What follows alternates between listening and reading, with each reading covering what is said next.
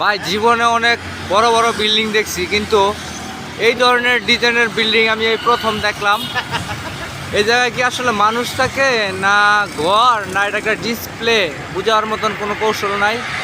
ভাই আপনারা একটু দেখুন, দেখে আমাকে একটু জানাবেন অবশ্যই এবং বলবেন। আপনারা একটু দেখুন, এই সেই ভিতরে মানুষ দেখা যায়, হ্যাঁ ভিতরে মানুষ দেখা যায় তো। আমার ভিতরে মানুষ দেখা যায়। বিল্ডিং এর ভিতরে আমার মানুষ দেখা যায়। কিন্তু ওই বিল্ডিং এর ভিতরে আবার মানুষ দেখা যায়, আমি তো দেখতেছি না।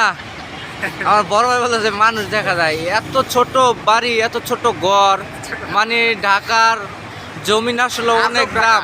আজব ঢাকা, আজব সব কিছু ব্যাপার স্যাপার। তা আসলে আজব ঢাকাই, হয় না? দুনিয়াটা উল্টা পাল্টা চলছে, তো এই যে বিল্ডিংও উল্টা পাল্টা বানানো হচ্ছে।